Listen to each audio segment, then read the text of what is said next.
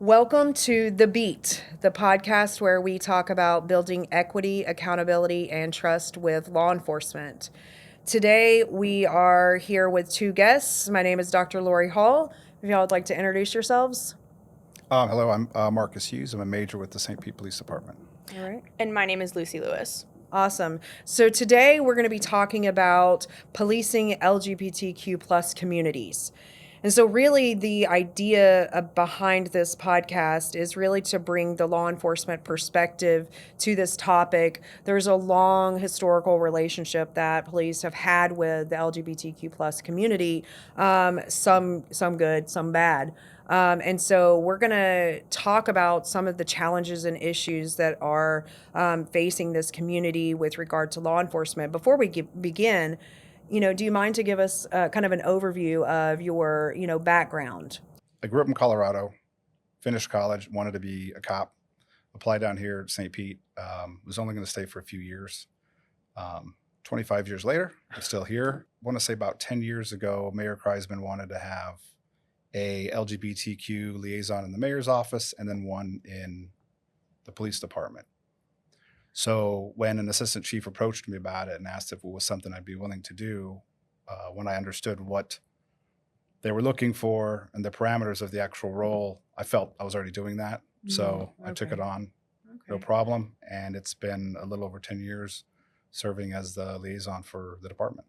So can you maybe talk a little bit about what the LGBTQ liaison does? It's pretty much, we're a representation for the community, a point of contact if someone has any questions about issues they may have had with law enforcement or some kind of investigation that occurred.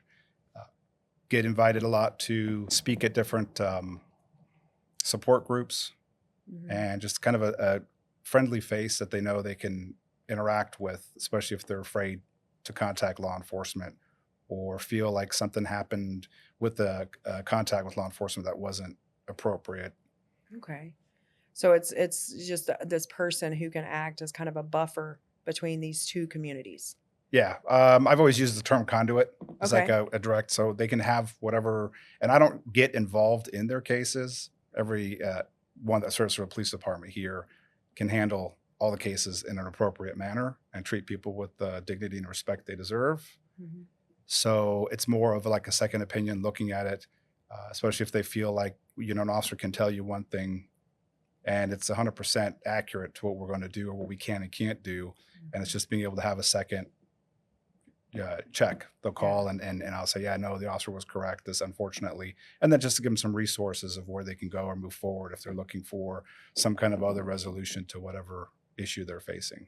So let's kind of talk about some of the challenges that law enforcement are facing with this community, right?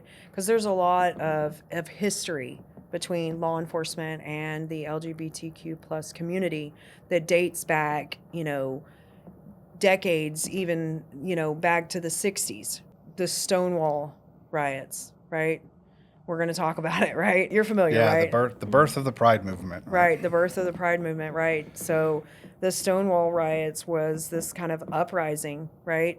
Where LGBTQ plus community were, felt that they were being targeted by law enforcement, and a lot of people say that actually was what was going on. They were, and it wasn't just in New York, but the NYPD was in the habit of raiding lesbian and gay bars and arresting people who were there because it was against the law. And it feels like it was a while ago, like a long time ago, with the mid 1900s, but there were still laws on the books across this country that criminalized some sex acts or criminalized behaviors. Right. So, Texas had a law that was finally turned down.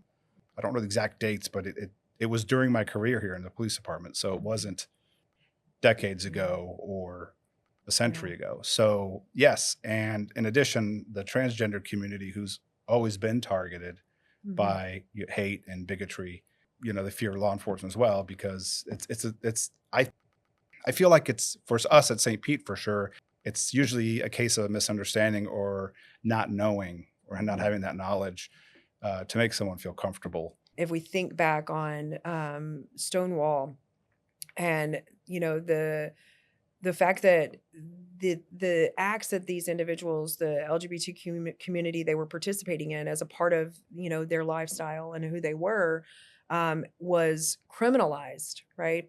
We tend to forget about this idea, or the fact that it was criminalized, and the role of law enforcement is to enforce laws, right? And so a lot of people wanted to vilify law enforcement, because they were doing their job. Do you ever think about or engage with that kind of idea that we forgot to have that conversation? Yes, and I also see it as, in general, law enforcement and any agency should be policing the community and how they want to be policed. So every local community should say what's important to them and where they want certain behaviors or actions addressed. There's law enforcement communities in this country still who will arrest and charge people for possession of marijuana. Well, if the community is very anti-drug and that's what they want of their law enforcement, then that's fine. The disconnect comes when you have a law enforcement agency enforcing or taking actions on criminal behavior that the community doesn't support. And that's usually where you have the battle between what the police are doing and not doing, and communities getting upset. That being the case, yes, 50 years ago, 60 years ago, if communities were themselves anti-LGBTQ, then of course they'll have laws on the books Right. prohibiting behavior or actions or just being who you are. And law enforcement should be taking action on behalf of that community.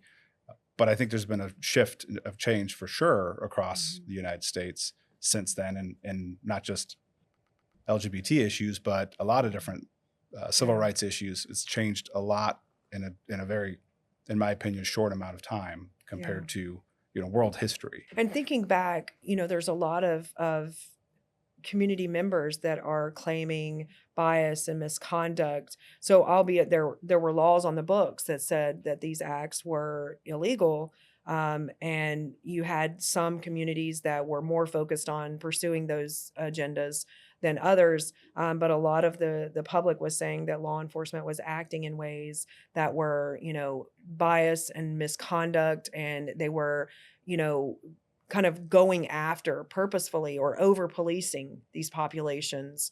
What is law enforcement's take on that? When I started, biased wasn't really, like, implicit bias wasn't a term they used, but it was definitely, we talked about stereotypes, not having stereotypes affect your job. They were already instructing that at the academy 25 years ago. But I think we've come a long way with the idea and the science behind what implicit biases are. Everyone at St. Pete has been instructed on implicit biases. They understand that everyone has them. You don't have a choice unless you grew up somewhere in a lab or shielded from media and family and everyone else. You're going to have some biases, and it's okay. That's a natural part of being human and the biology of how the brain works. The idea is, if you have some biases and they could come up, is making sure your actions and your decisions are bias-free. So even the officers taking the class, if they think about it, so how they would want to be treated. So it's the right thing to do by treating others the same way. Like, culturally, we've really had these negative and othering views towards members of LGBTQ plus community. So much so that these individuals have had to live in hiding, right? It wasn't safe because our culture just did not really support or, acknowledge even that this was a part of human existence. We've come, some distance, right, to working to improve that. But I definitely think that we have to acknowledge that that is a real part of the influence, right? Because implicit bias exists and because it's embedded culturally, it's going to permeate our structures. It's just, it's inevitable, right? But the awareness of it is the important part, right? How do we align our actions so that they don't replicate these bias, right? Because you're in law enforcement, right? No, I agree. Unless we stop hiring human beings. If you're a bad driver, you don't realize you're a bad driver, you're going to keep driving the way you're driving. Right, absolutely. But if someone takes the time to point out what you're doing wrong and why that's not a Yeah. good thing, then you Yeah. can consciously take the effort to say, I'm going to change this behavior so that I drive in a better. It's the same idea with implicit biases. You Yeah. identify them. And in the classes that I was teaching, we never asked people to identify what their biases were, because we're not going to have someone stand up and say something. But it was more of a take the time to think about when you react to something someone says or some surprise moment. We're like, oh, I wasn't expecting you to have that accent, or I wasn't expecting you to, whatever that blank is. That means some implicit bias kicked in and your brain automatically plugged in the stereotype without you realizing it. So if we could start acknowledging that we have those, then the second step is just making sure that the decisions we make aren't affected by them. The majority of the decisions we make are not split second. We have all the time in the world. Newer officers that come and first learn to do the job, takes time to say, you have time, look at your resources, gather the information, make a decision. There is that small segment where you do have to life and death, shoot or don't shoot, but the majority of the decision, and if you can have time, you can remove bias from the decision. I think that's so important, the idea of time. Well, just talking about bias, I feel like your job description, like what you do, is like going against the bias right now. Like your job is to teach that, and to like, you're the officer that people go to. I just like your job description, I feel like is just fighting against that bias, because I didn't know that there was a job like that, which I think is really cool, by the way. Thank you. But yeah, talking about bias, I feel like you're the second step. Like, you're fighting against that technically. So we have a bias against something, or like whatever. Well, it's not necessarily against. Not necessarily it can be against. For or against, right? Yes. It's a sway. Yeah, and so people have bias that cops are against that. Like Gen Z youth, like I can attest to this in high school. I thought the same thing. But your job is basically to talk to people and to tell no, like you're helping teach against that. And you're also there for cops. So if other cops are like having questions about it because they don't understand that they have a bias, you can step in and say, no, this is. Like, he's able to be that conduit, like he was saying, to educate officers, but also educate the community. Yes. That's okay, I understand what you're saying. So being the liaison, it's not even my full-time job. Technically, every officer is a liaison to someone and anyone they have contact with. At any point in time. And they can break a lot of those biases that people have towards law enforcement by having those positive contacts. I think it's called positive contact theory. Is you can break down a lot of the stereotypes and biases by having a positive contact with people. So that means the officers who aren't pulling you over for speeding, or out at your traffic crash, or arresting someone for domestic battery, those aren't positive contacts. That's a crisis situation. And Chief Holloway's Park, Walk, and Talk program is, at the root of it, is positive contact. Get out in the community without having to be out there, engage with people, talk to them, and that breaks down some of that. It's like exposure theory. If we expose people to diverse perspectives or identities or experiences, then they'll become more comfortable with them because they get that engagement, right? And they are able to understand it, because we're afraid of difference. We're so afraid of difference. It's so scary when people look different than us, or talk different than us, or believe things that are different than us. Like, it's an implicit fear, right? It's not like we're necessarily aware of that fear, but it's like it's back there just because it's the unknown, right? And I think that a lot of people have fear of law enforcement just because they don't always have. I mean, if you're a law-abiding citizen, you may never have contact with law enforcement. I mean, you would hope, right? If you follow the speed limit and you're a good driver, and like you don't break laws, and you live in a community that doesn't have high crime rates, like you probably don't really have a whole lot of interaction. And so it could be a bit scary. Like, I've never been pulled over. Like, what is that like? I've heard all of these things on the TV about these negative things, right? And so when, like the Park, Walk, Talk thing, I think is amazing. It's community policing at its best, right? But like that's the thing, is about exposing people to other communities. And I think largely, like with the LGBTQ plus community, there is not a lot of cross engagement. And I think that there's fear, right? That's human nature, right? You don't want to come outside your comfort zone. So if you don't normally hang out with police, you don't want to hang out with police. If you don't normally hang out with lesbians, gays, or transgender, you don't You have to force them almost to do that. Yeah. And years ago, I was at a support group for transgender Hmm. people, and one of the questions they asked me was, if a police officer pulls me over and I'm dressed the way I'm dressed, will they automatically think I'm a prostitute? And I thought it was such a weird thing to ask, because I said, why would they automatically put that association together? When I started speaking to some of the officers and asking if they've had any contacts with transgender community, that's what it was. Even in St. Pete, the only ones that ever had any contact happened to be prostitutes that worked in a certain area. That was their only way they could link it. Now, I would never assume any of them would be doing anything illegal, but there was that bias that went both ways. If they're not going to leave their comfort zone, we can't force them to go and interact. We just tell them this is the best way to break down. If you realize you have some kind of a bias, figure out a way to engage in a public manner. Sign up for Pride. They get paid off-duty rates, but then you can engage with a lot of the community there who are going to be in a good mood, and you're not there to arrest anyone. So it's a great positive contact location to kind of break down some of those barriers. We did training at the police department. We worked with Metro Wellness, and they brought in some instructors with some transgender community members to teach the field training officers, who also teach our probationary officers. That way they could ask questions, have the training, learn about how some things, how someone lives their life, how they go through the process, how even their history of how their childhood was, all that stuff, so they can kind of get more of a grasp. The transgender individuals that came to the PD were amazing, because they would do an AMA and say, I don't care what the question is, ask me here in a safe environment, especially if you're curious.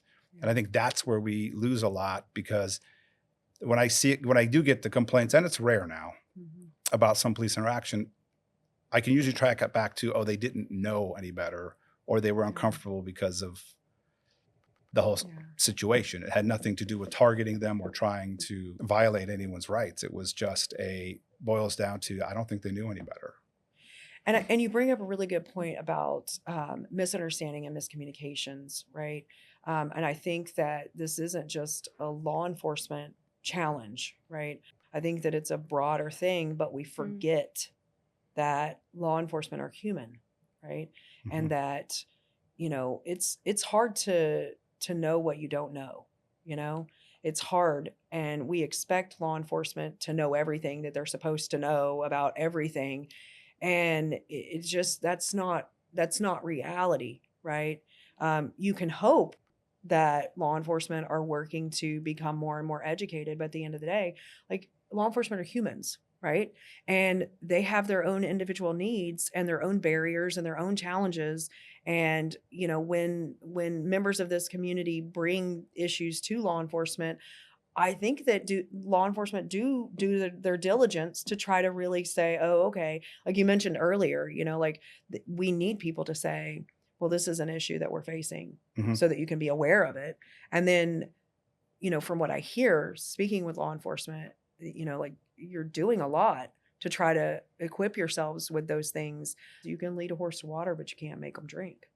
Like, you can tell officers, like, here are all of these things that you should be doing, but, like, unless they're mandated and unless, like, it's a part of their job requirements, it's hard to say, go to Pride, go interact.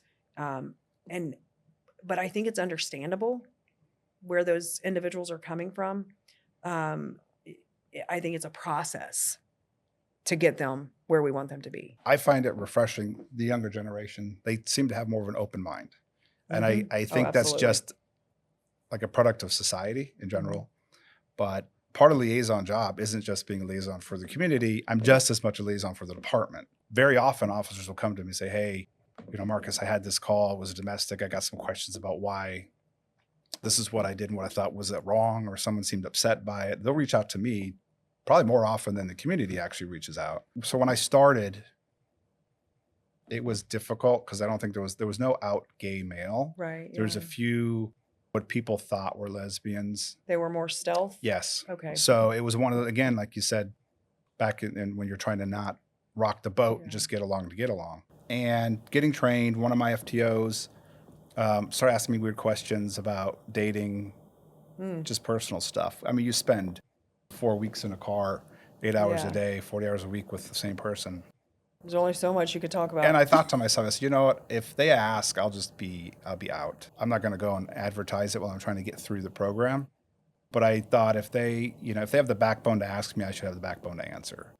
Okay. And if I didn't fit in and if it didn't work out, I'd just go somewhere else, go to Miami or Orlando. I wasn't so invested into it that I was like, Yeah. okay, but I was, you're nervous. You're brand new doing something that you've never done before, trying to see how you fit in, 22 years old. But that's scary. I mean, Oh, it was, I yeah. think that especially officers that are stealth, like for them, it's fear because of our culture and our society and the repercussions that they're afraid of, right?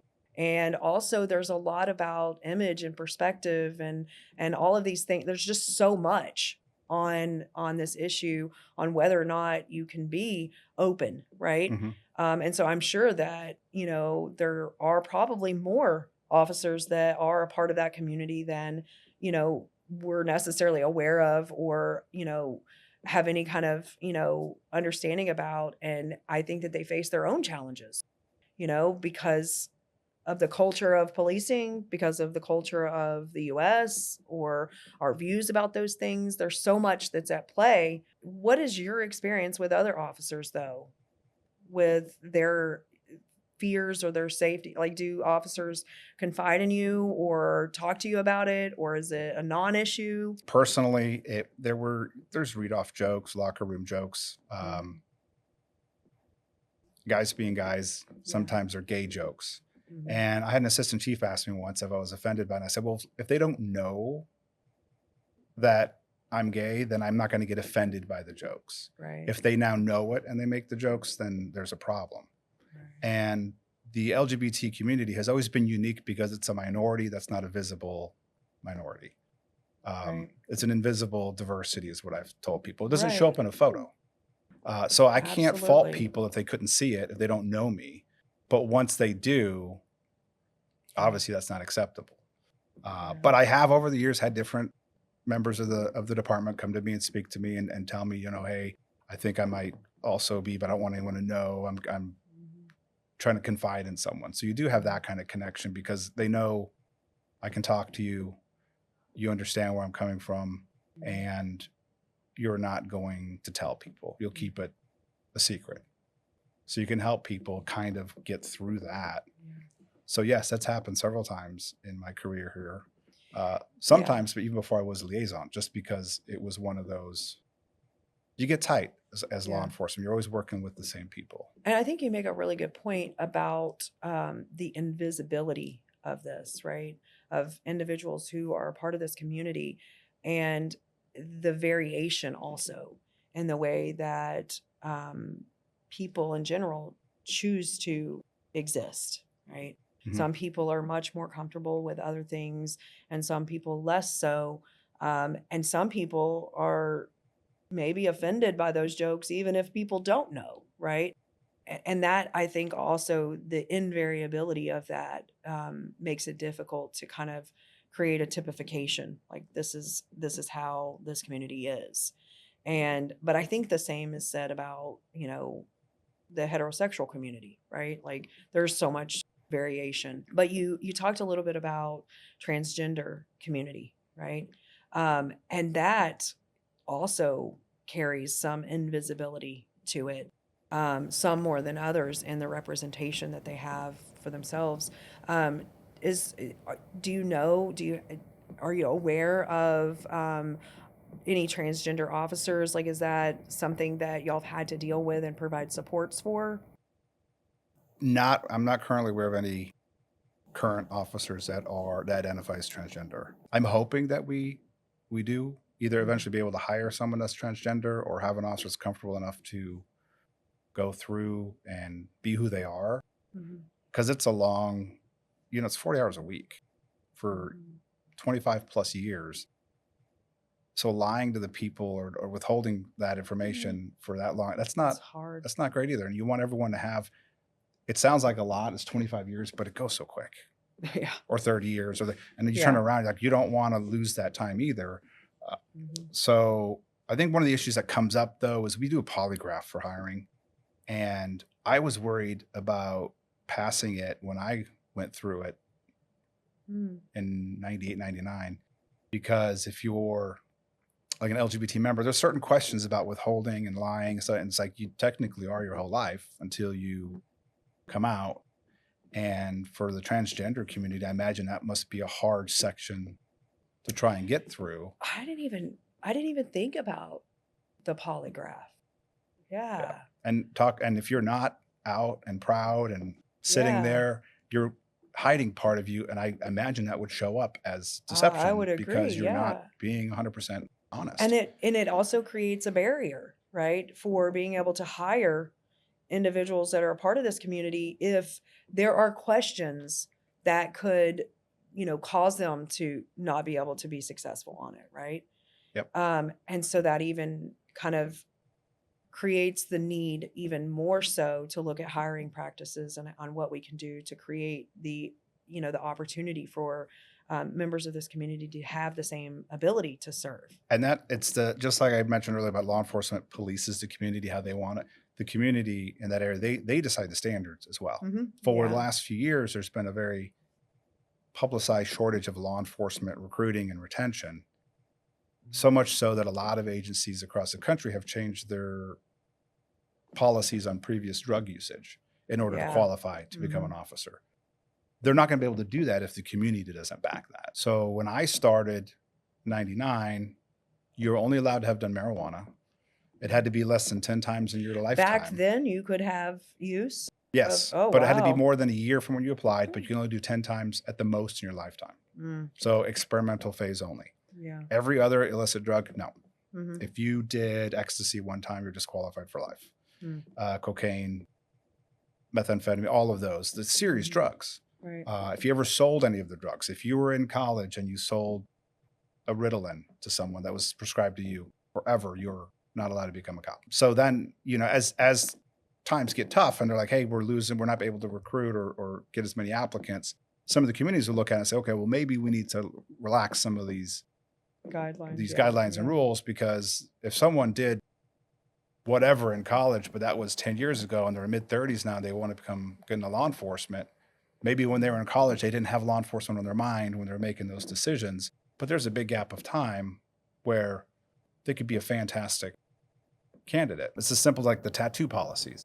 Yeah. Tattooing, the 70s, 80s, it was a different community. So not having policies where you can't have tattoos, or it made sense for that time. Right. But as society has kind of relaxed and said, hey, tattoos are cool.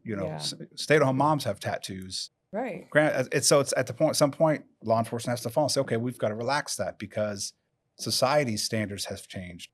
And society is policing society in essence because we're from the same community. Some of the things that I think they're also important to talk about is underreporting of victimization by the LGBTQ plus community, because there is a historical trend where maybe there's under policing, where they're not necessarily paying attention to or pursuing investigations of victimizations that are reported by members of this community.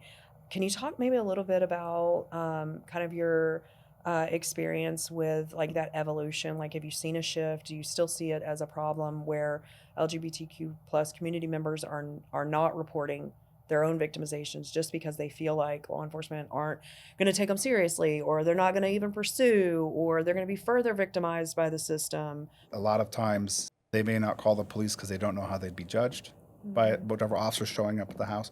Even if they do, let's say it's a domestic quarrel or domestic battery, they may not identify the other person as a romantic partner. And that changes a lot of how in Florida we have more power and responsibility of taking action if there's a domestic relationship. Because of the history of violence within domestic relationships, there's a higher, if you're just hanging out with someone at a house and it turns into a brawling, but you don't live there together, you're not going to, the chances of additional violence is much lower. Right. Well, if you don't identify that this is your partner, husband, boyfriend, girl, whatever, because you're nervous to tell the police that, because by me telling you that this is my partner, I'm pretty much telling you that I'm gay. I don't know, besides getting the message out and letting people know that the police are friendly. We'll take care of you, letting them, come forward and say, hey, it's the same thing as trying just to get domestic victims to step forward. Right. There's still a lot of unreported domestics because if someone doesn't call the police an outside person, there's a lot of victims in domestic relationships who never report. Very underreported, especially in hetero relationships, if the male half is the victim. Oh, They absolutely. won't report either because Even they feel higher like rates. there's that stigma of, Mhm. the cops I'm a will think I man. can't be a Yeah. victim because I'm the Yeah. man. I know that there was some research that came out said that somewhere between 75 and 85% of members of LGBTQ plus community report having negative interactions with law enforcement. Do you think that there is a disjuncture in the way that law enforcement views these interactions versus the expectations of this community? I do. And it goes back again to a lack of comfort or knowledge with that community. So I've handled complaints before, even a simple traffic stop where the officer might look at an ID and the driver's obviously doesn't match the ID because they're Mhm. transgender, but Right. they don't know I'm going to call you sir and by what's on your driver's license because I'm following Right. the document. I think I'm following what I should do. It's the law. Right. I'm not going to call you something else. And something as simple as that could turn into a phone call saying, I feel like he was targeting me. I feel like he wrote me a ticket because then he kept refusing to call me ma'am, called me whatever. And then usually when I reach out to the officer and say, hey, was I, and they're like, I don't know if what I can't do. And again, it wasn't like, hey, I'm going to go out and specifically target an LGBTQ member, Right. but the interaction can go sour. And we get a lot of where the interaction, everything was fine, the officer did, but they just leave a little less than thinking that they were really, everything went perfect. Yeah. And I know that when someone has a bad experience, they're much more likely to talk about it and publish it than if they have a good experience. Generally, there's a polarization. Either they had an absolutely phenomenal Yes. experience or an absolutely horrible experience. And really, what we want to know is the in between, right? We really want to know about the majority of experience, but we tend to see the polarization in Yeah. experience. And I think for the community, the LGBT community, at least if they see that there is a liaison in the police department, that should give them a sense of, okay, if they're willing to put someone on the website, then this Advertise, message yeah, goes to the officers are probably going to be yeah, better off. I think there's a lot of agencies across this country that could benefit from an LGBT liaison, but they won't have one. yeah. And those are the ones that probably need the most. Oh, absolutely. And then on Yeah. the counterpoint too is as a recruiting, if you're LGBT member and you're like, I wonder where I should apply, the fact that an agency has a liaison, you're probably more comfortable applying there. Yeah. Yeah. And then sure. probably you'll fall in line with the policing philosophy because we go through, some people will quit early on in their careers because they don't fit into how St. Pete, the philosophy of policing in this community. Right. And that's okay. There's other agencies you can go to. I Yeah. wouldn't want to work for a very militaristic, hardline Right. agency either because I think it's a cooperation and it should be a cooperation between Yeah. the community and the police. And that includes LGBT and other communities. One question I had for you though, as the liaison, are you responsible in any way for like creating trainings or finding trainings for officers on LGBTQ plus community issues? I did that years ago when we broached the whole issue with transgender community and created a general order that we have on file for interactions with the transgender community. And I remember an assistant chief asked me at the time why, you don't want to create more and more general orders and SOPs. Back then we'd print them and you don't want to have books and books full telling you what you can and can't do for every single action. Right. And I told her at the time, I said, well, I'd say 80% of our department they're going to follow all of this without being told. The policy pretty much reads in a nutshell, be nice to people, call them by the title or whatever they want to be called by, and don't be a jerk. It's pretty much, it's more elaborate, of course. Right. Because if we get one or two guys or girls that refuse, now we have a policy. Say, here's Right. why you need to do this. Absolutely. Since that time, what we do now is every new hire that comes on, before they go to the academy, they have a cultural competency engaging course with with our community intervention director. Mm-hmm. And it's a roundtable with different races, sexes. There's always at least an LGBTQ member there. Most of the times a transgender member there. So the new recruits are going to have that first interaction, and they talk about the history of St. Pete, history of policing some, and it's like a sharing roundtable experience, which to me, I think that's a much better use of that kind of training than trying to get someone in that. So we did a transition training, and now it's kind of like everyone goes through that as they onboard with us. You're talking about trainings and like with police officers, but also like you talk with the community. Who do you think is more receptive, like younger generation or like an older generation, or is it like in between of both? As far as receptive, the younger generation is more open-minded. Mm-hmm. So a lot of times for that generation, it's getting them not to hate the police because of whatever media they've been exposed to or videos they've seen, and get them out of that mindset. The older generation, getting them into training, it's more, a lot of them, they don't want to be, no one wants to be a bad cop. No one goes into law enforcement saying, man, I hope to be the one that gets charged with violating someone's civil liberties. Yeah, right? Absolutely. Yeah. So a lot of times it's like, I never realized what I was doing. I didn't, even when I had those classes, I've had people come up.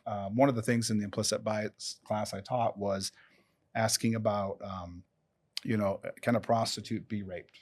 If she reports something saying I was sexually battered, how many officers would be like, nah, okay, whatever. That's not a real thing. And I say, if you're a suspect who really wants to target a specific community, you could get away with that because the police aren't going to believe you if you come forward. And we've had that. We've had a serial rapist in the Clearwater, St. Pete area who was targeting prostitutes, probably for that reason. None of those officers want to be the one that says, oh, I didn't believe her, and now I realize what happened. It's funny to say this, but they were asking some questions about the they, them pronoun. And they were confused and said, hey, Marcus, I don't understand. It's more than one person. And I told myself, well, no, it's a preferred pronoun. And I told myself, if you don't know who stole your lunch, you come back, your lunch is gone. What do you say? You say, oh, they stole my lunch. I hope we can catch them. Why did you do that? Because you don't know if it was a male, female, or whatever that took it. So it's not necessarily 6 people stole your lunch. That's the they, them pronoun. And when you can explain people little things like that, oh, okay, well, that kind of makes more sense. So I think it's knowledge. I think there's some parts of the community, law enforcement, everything, who will not Google and learn things on their own. But if you can be there to answer the questions when they have it or when something comes up, I think it goes a lot further. I think you bring up such an important point, though, about educating people that just don't know, I mean, in general, about a given topic, but more importantly and specifically the LGBTQ plus community and all of the intricacies of that. I think that the requirement that's necessary is the fostering of safety in having those conversations, because so much in our society we say educate yourself, right? Google it, ask questions, right?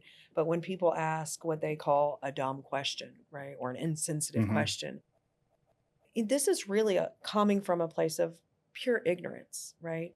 We just don't know, not bad intentions, right? It's just we're in the process of learning.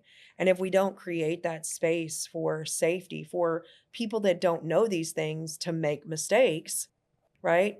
Then what do? We shut down that learning and we close off and we separate those communities, and then we can't learn about the other experience, right? And so I think it's really important that, and I think that you're doing a really good job just from that conversation. I mean, I learned a lot, but I mean, I think it's a great analogy too, but to create that space that's just safe for these officers to say, I don't know what I'm talking about here, and I don't even understand this. Can you help fill this in? Because so often we're met with that abrasiveness, like you're an adult, go figure it out. But, we have to learn from each other, but we have to do it in these safe spaces. And so I think that's so important that they have that safety net, that Mhm. they can say, look, we're both officers, right? But you have some information that I don't know anything about. Like, can you help me, right? Without persecution, Yeah, you know? 100%. And I also like I'll get officers, and I've had 2 or 3 of them come to me and say their kids Yeah. were identifying Yeah. as lesbian or gay or transgender. And they'll Yeah. come to me and say, hey, my son is telling me he's transgender. What do I do? Is this a phase? And it's, again, I admire them coming forward and saying, because it's again, being LGBTQ member, the one side, it's the invisible Yeah. diversity, but Mhm. it's also one of the only minority groups that are not raised in the same minority group. Like Right. majority of the time, you don't have an LGBTQ plus member raising LGBTQ youth. So you're going to not have that. Despite the belief that Well, is, yes, yes. despite the general public does believe that to be true, right? And It's yeah, just and that's not. and it's, I think it's important. I think it's good for them to come forward and say, hey, this is happening at home. This is what they're saying. What do I do? Right. Because I think about how many parents don't ask and just say, well, no, that's not how I was taught. This is what we're doing. Mhm. And I told them, I said, and the big thing for me growing up and having experienced it was, it doesn't matter if it's a phase or if it's a lifelong thing. What your Right. son or daughter is always going to remember is how you reacted when they told you or confided in you. Absolutely. And if How you you showed up takes for you 2 them. years and you're like, hey, look, I'm an amazing parent. I've accepted everything about you. It's still that moment in time. It's very careful because How did you respond? that speaks volumes. Absolutely. And I think as a law enforcement, it's the same thing, but Yeah. you don't want that first reaction to be something, a look of disgust or Right. shock or some comment or statement where you can have the best interaction after that. But that first contact ruined everything. So again, we're implicit bias. Say, hey, remember, you could have these biases. You could have some that you don't realize you have Mhm. against specific religions or countries that you never realized that they were there until you're interacting with someone Yeah. and then it's sometimes too late because you may have already offended someone. Yeah. And you bring up a good topic that we haven't necessarily talked about, and that is LGBTQ plus youth, right? So they are at risks for homelessness at higher rates just because of the very thing that you're actually talking about, where, you know, maybe they've left home because they didn't have supportive parents, or, you know, maybe they're victimized in their home and for whatever other reasons, but they also experience increased criminalization because they have higher levels of contact with law enforcement. Do you know of, or do y'all have any knowledge of LGBTQ plus youth populations that are experiencing some of those things in our community? I think a lot of times the school resource officers will pick up on some of that because although you say homeless youth is a larger percentage, but it's also the housing insecure more so. And the example of that is couch surfing. I got kicked out of my house. I'm staying at my buddy's house for a week. Now I'm staying here for a week. They have no home, but they're bouncing back and forth because buddies are letting them stay, but not long enough that parents get alarmed. Yeah. And I think the relationship there, especially with the school resource officer and seeing students every day to pick up on changes in behavior or changes, maybe they're not as groomed as like they used to be. They're showing up with disheveled or wearing the same clothes again and again. That builds a great opportunity there to help the youth out. There are resources. There's youth groups. Metro used to have a youth group. I think they still do. That meets once a week or every 2 weeks. I've been there to speak to the kids there as well. And I know that Family Resources even has shelter space and beds dedicated to just LGBTQ youth in case they found themselves on the street and they need somewhere to go. Because a lot of times they don't want to go to a shelter because they don't know how they're going to get treated there. And that is an issue too, because even with adults, if you have a homeless transgender adult, what shelter can they go to that isn't going to have, we've got male beds, female beds. And it's like, well, what about, so a lot of times they may not ask for help or shelter and they'll just refuse it because of that. Yeah, classification, housing, those are definitely challenges, not just for the justice system, but something that we're facing nationwide. I have a question for you. If you were able to be in charge of all police departments across the country, with regard to how we go about providing supports, not just for members of the LGBTQ plus community, but also the officers, what is the first thing that you would implement? That's a really good question. That's really good. There's a lot of great law enforcement agencies across this country. Mm-hmm. Fantastic agencies that do great police work.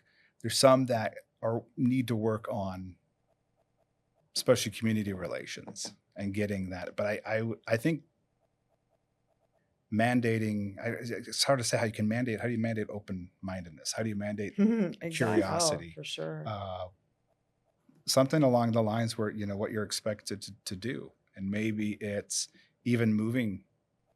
It'd be nice if it was more, I don't want to say transient, but like the military can actually do better at this because they can send people all over in different areas and outside their comfort zone because you don't have a choice. Where you're at, you're going, you're interacting with Muslim community, you're interacting with Asian community, because that's part of your job.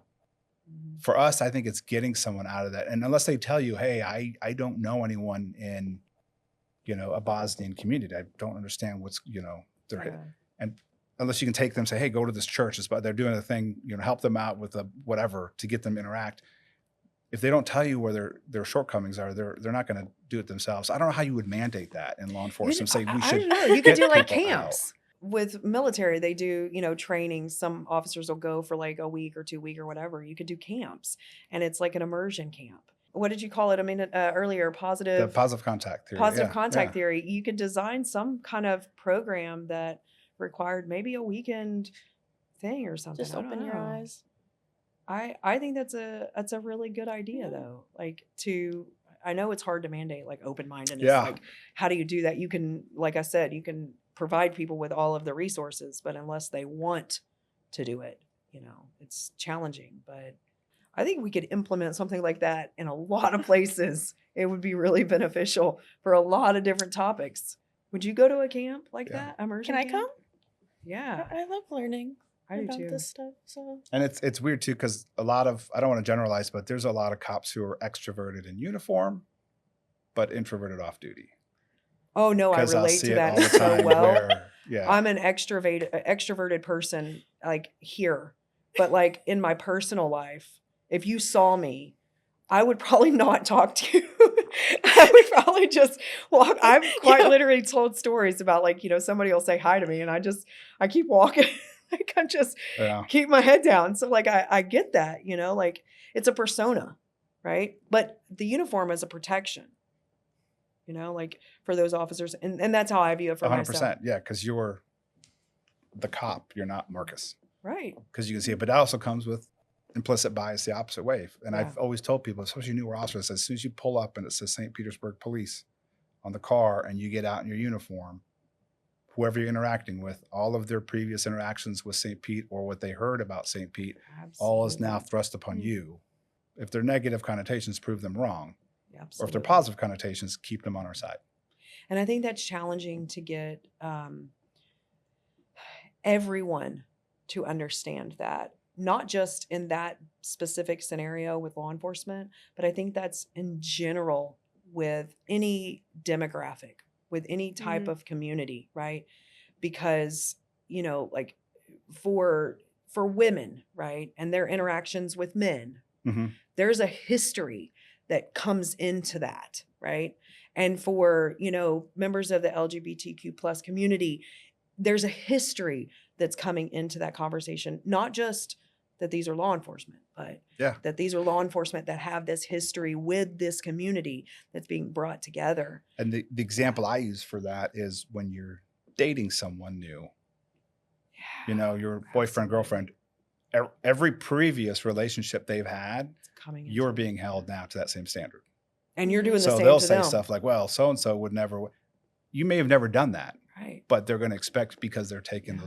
those previous relationships, biases, and bringing it to this. So it's And the they may same not thing be here. as explicit to say, well, so and so did this. They may just treat you in a way based on their prior experiences. Yes. And that's where it becomes even more challenging, because you're all of a sudden going, what?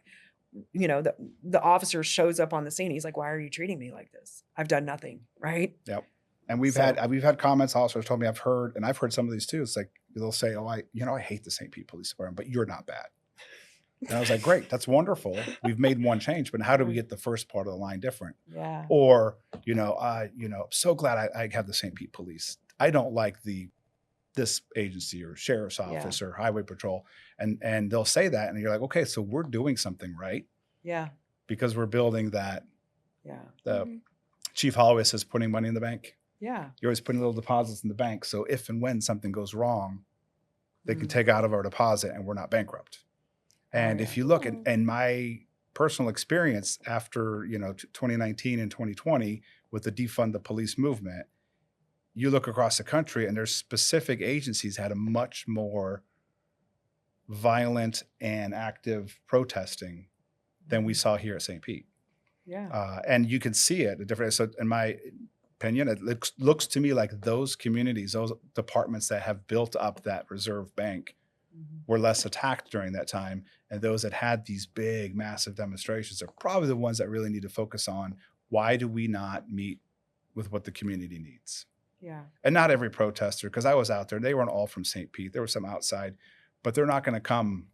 There's police departments all over this country. You're not going to travel across states to target one agency. The majority of them are going to be your community. So if you haven't built that up with your community, and now it's a time of unrest, you can see which communities had a bigger bank account, so to say, and which ones probably need to rethink how they're policing and change the way what they're doing. I agree. I definitely think that you can really, like, in those moments of unrest, you can really see the relationship that the police have with the community in those specific areas, right? Because like we had unrest across the country, and we had variation in the outcomes of those. And I think that it largely speaks to the relationship that the police have with their community and the amount of trust that exists. So the last question I have for you is, what do you think is the one thing that law enforcement can do on a kind of a national scale to work towards building more trust with the LGBTQ plus community? I think having a liaison is very important, even if they're not going to be proactive and do nearly everything. Just acknowledging that there is a need for someone that you've identified in case you don't want to speak to it, or there's something going on that, yes, we understand. It's almost like the department, the agency saying, we hear you. We know you're out there. We want to do the right thing. Here's someone if you need to speak with someone, or email or anything like that. I think that is a huge, huge benefit. Outside of that, it's just the philosophy has to be, we need to mirror the community, and not just saying we mirror it, but actually actively saying we need to have whatever the community has represented as well. Yeah. And if you don't have it, it's fine. You can have a supporter take that role and say it's the same thing. Because if they, and go to some of the training, if the agencies don't have that, there's training available. Different states offer specific policing LGBTQ issues training. Go get the training, get the certificate. That's the only way. And it's the same, any issue you look at, even if you look back at like George Floyd and race relations. Well, if you identify there's an issue there, let's just get training and start getting that interaction and breaking down some of those barriers, because maybe this didn't have to happen if we had done this ahead of time. So I think it's always interesting to see. The law enforcement and public safety, we spend a lot of times worrying about the crisis. We can prepare for a school shooting. We can prepare for a fire. But it's some of these soft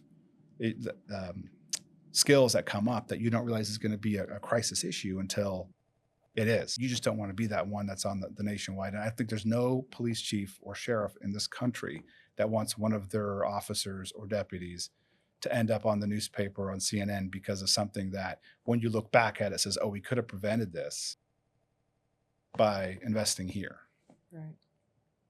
I agree.